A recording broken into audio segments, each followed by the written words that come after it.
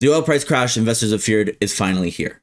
We're seeing Trafigura call for a super glut of oil supply next year, and the IEA is calling for 4 million barrels a day of surplus. This has investors panicked. Bank of America thinks a barrel of oil could go down to $50, and people are starting to question, should they be selling? But I think if you own Canadian oil and gas stocks, and you're willing to look through the short-term price volatility, the long-term opportunity right now is fantastic. I want to talk about why the lower the price of oil goes, the better the long-term opportunity is for these companies and which 3 companies I'm buying to take advantage of this position. I'm going to start by talking about why exactly the price of oil is dropping, and there's a lot of parts of this story. But if I had to make it really simple, I would just say supply is growing, demand is not. Supply obviously grew a lot earlier in the year with OPEC+. Supply grew with a lot of South American expansion, and honestly, North American expansion too. And all of this was feeding basically just China. They're the only ones that actually ramped demand a huge amount in 2025. As we look to 26 and China no longer looks like they're willing to take on all that excess oil, the question becomes, where is it going to go? On top of this, there's significant geopolitical risks that could bring a bunch more oil supply online with very little extra demand. So all of that basically just puts us in a bad position for the first half of 26. But the thing that really interests me is that despite all this, despite the price of oil already tanking by 18% this year, Canadian energy stocks are outperforming just about every major index. Why that might be really speaks to why Canadian energy stocks are a great buy long term right now.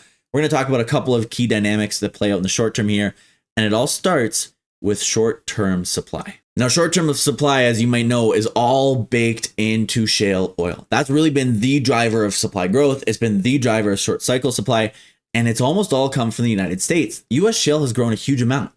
But recently, the EIA put out a revision of next year's production forecast. And if you look, even though 2025 was huge, actually, forecast was raised a huge amount. We talked about 380,000 barrel per day growth. 2026 doesn't look the same. Look at the production. They think production will decline by 80,000 barrels a day next year, which is a revision down of 50,000. That might not be a huge amount, but think about what percentage that is. If they only thought it was dropping by 30 and now they think it's dropping by 80, that speaks to just how price sensitive a lot of those producers are. On top of that, the dynamics in the shale oil patch do not look the same. There has been the same kind of consolidation that there has been here in Canada, and big producers, the Exxons, the Chevrons, these really well-run companies, they do not grow production in markets like this. They instead just produce oil at the price they can afford to, and they avoid investing huge amounts of capex at times like this. This is basically going to mean that over the next couple of months, as prices get lower, there becomes a real question mark about where that supply is going to get replaced from. You have a pretty short runtime on a lot of these shale wells, talking maybe 18 months before you have to have a new well coming on to take production. We also obviously have this huge geology problem going on in the shale oil patch. A lot of big investors, including Eric Nuttall, who's a sort of favorite of Canadian energy investors, have talked about the question marks around the geology and whether or not they can even be a US shale patch. The higher prices become, the costs themselves to produce these wells, there's just all of these question marks. None of it looks great, and all of it points to long cycle supply being way more valuable. On top of that, we had the IEA revise their predictions for long-term oil demand.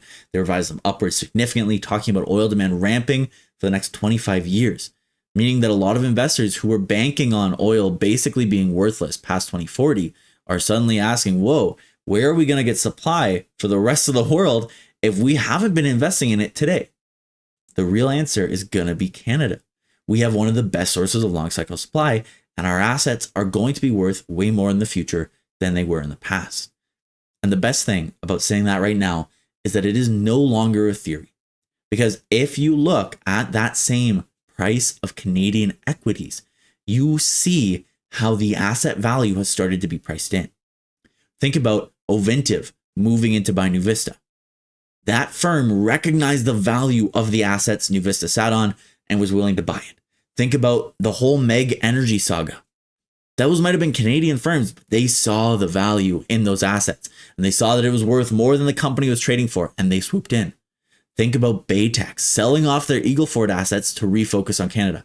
There's been more American interest in Canadian energy than any year that I can remember.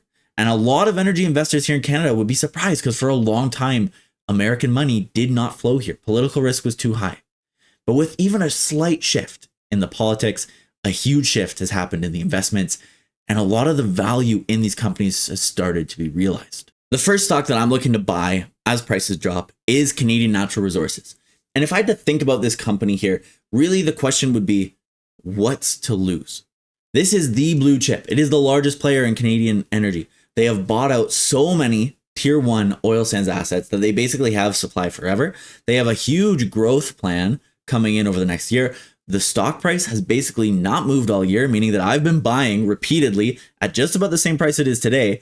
And if the price drops a little, the price of oil specifically, and the price of the stock drops a little, I'm just getting them at a bargain. On top of this, think about where the long cycle supply is going to be recognized. Yeah, the smaller players can get bought out, but the bigger players can't. And long term, I think that actually could produce outperformance long term. These guys also stand to benefit massively from any kind of infrastructure story going on. Pipeline storylines, as sort of unpredictable as they might be, would hugely benefit them. And they have a long enough life cycle, and I have a long enough time horizon that I can afford to invest today and not think about my money for 10 or 15 years, meaning that I am collecting a great dividend over 5%. I am going to look at strong price appreciation year on year, and I am going to look at them being incredible about their capital. Where is the expansion coming from next? What are they going to do next? How are they going to grow? Where are the buybacks going to come in? How much is the dividend going to grow? All these things are great problems to have. And the dividend is safe down to a $45 barrel of oil. So even if we do see the price crash down to $50, these guys are good. Don't think of this as a high risk, high reward player. This is what should be the sort of bedrock of any energy portfolio, right? It's these guys, it's Suncor, it's Imperial. The large players that have way less downside risk are way better options to just be picking up, tossing in a tax advantage account and not worrying about. Am I going to outperform the whole market? Probably not. But am I going to have a much better time not stressing about my investment? Definitely. Next player on the list here is Cenovus. Now, Cenovus has surprised to the upside in the second half of 2025. If you look at the chart from the bottom of April all the way up to the top here, they've had a great year. The big story with Cenovus, obviously, is Meg Energy. They acquired a huge amount of really high quality assets for what was maybe not quite a steal price, but was still a pretty good price. And the synergies they could recognize there are gigantic. We're talking millions of dollars in free cash flow every single year. These guys are also massively improving their downstream operations. And I think the market's kind of lagging on this, to be quite honest with you. TD Cowen recognizes this. It's one of their biggest picks for 2026, Cenovus. And if they are on board and they see the opportunity and they see the highlights, then so do I. On top of that, these guys are still kind of priced as this like mid-tier player, even though they have definitely stepped up into the upper echelon of oil sands. They have some of the highest quality assets.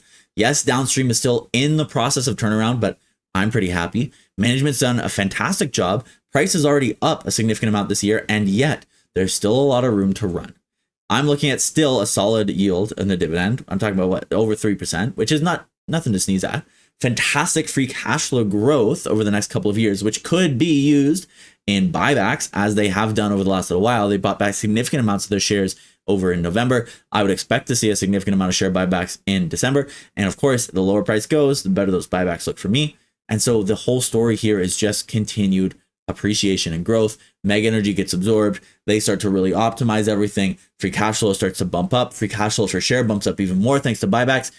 I think the ceiling here, the ability for this to run is a little bit higher than CNQ. Obviously, much smaller company, so that gives them a little bit more room to run, but also a little bit less valued by investors. There's still this hangover of investors who think that they're the same Cenovus of 2024, and they just are not. I think 26 is going to be a great year for them. I would expect the next 5 years as they fully integrate Meg and they really sort of step their game up and downstream comes into the sort of place they want it to be. All of that's going to see them start to be valued a lot more like a Suncor or Imperial. And that's a huge amount of upside for me as an investor. Maybe a little bit more risk, but it's probably worth it for the upside they represent. Third on the list today, one of the most interesting stocks here, kind of a curveball, Strathcona Resources. Now, Adam Waterous had a crazy run of 2025. Obviously, they put Meg Energy in play. Didn't necessarily work out for them. But These guys have had a crazy run throughout the year, several significant milestones. Obviously, they sold off their money assets, refocused on the heavy oil assets. They acquired a oil by rail, terminal, which is huge. Also, in a world where maybe there isn't pipeline expansion, so giant opportunity for them there. Bought it at a steal deal. A lot of investors are happy. I think they're buying 20 cents, basically paying 20 cents for a dollar there, and they're planning to double production growth over the next several years. That does include some short-term capex, which some investors might not love, specifically Eric Nuttall, but I'm not going to bet against Adam Waterous in that kind of situation. Top of that, they just got added to the TSX composite, meaning that the run they've had this year of both stock price and investability is huge. Strathcona Resources, I think, is a great example of a stock that could dip. Look at the stock price. They're up 42% this year. There's a lot of room for this thing to be sort of corrected back to the downside. But as it approaches a $35 level, even a $30 level, right, in the sort of most bearish situation, I think suddenly it becomes a gigantic buy. Because again, it has a huge, giant advantage in management. Adam Waterous, what a manager, really experienced guy, great capital allocator, strong team around him, and the ability to kind of move the market more than most investors or management teams could. He's definitely somebody you want in your corner, not somebody I personally would bet against. He also has the opportunity where this thing is still a little bit of an under the radar stock. It's not quite a, Synovus where there's investors that have been burned and they're sort of stepping away, but instead it's just getting onto the stage of investability for a lot of investors. Generalists will likely sell this in a price drop. And so it gives that to me at a way better price. And again, there's a lot of upside coming here. The oil by rail terminal, I'm going to keep saying that wrong, is a huge opportunity in a downturn, right? If you do see pipeline capacity become a problem for the rest of the industry, these guys suddenly benefit, right? They're putting themselves in a really good position. They're investing for the long run, meaning that after the next couple of years, as you see the sort of short-term downwinds turn into long-term production declines, they're just going to be in a better and better position, producing heavy oil at a time when it's hated right now and it's going to be loved in 5 years. So all of that basically sums up why I think Strathcona is going to probably dip. I'm maybe not paying a $42 price for it right now. Now I am no profit. I don't know, but I wouldn't love to be paying over $40 right this second. But if it does drop below 40, count me in. And I'm going to be a dollar cost average kind of buyer because that's just who I am. And I like to mitigate my risk in that way. But hey, I think it's an opportunity. And I do think the fact that it's not necessarily loved by generalists means that there might be more opportunity on a dip in the market. So those three stocks, I think, have huge upside. Now, obviously, focusing on oil here, there's lots of natural gas stocks. So we'll talk about those another day. But downside is probably going to happen. Don't be afraid of it. That's my last message for the day. Canadian energy stocks are prepared for downside. Could it last 6 months? Yeah. Could it last a whole year? Yes. But if your time horizon is 10 years, if you are an investor and you are not just trading in and out of these stocks, then actually the lower it goes, the more I can own, the better it's going to be for me. So that's the way I'm investing. That's why I think Canadian energy investors, despite all the fear, should be excited because the buy the dip opportunity is here and there's a lot of dip opportunities coming. Anyways, if you like this video, you made it this far, please do like the video. If you like talking about these topics on the channel, if you like covering these sort of stocks and these industries and all this stuff that doesn't get a lot of airtime here on YouTube, please do subscribe. And I hope I see you in the next one.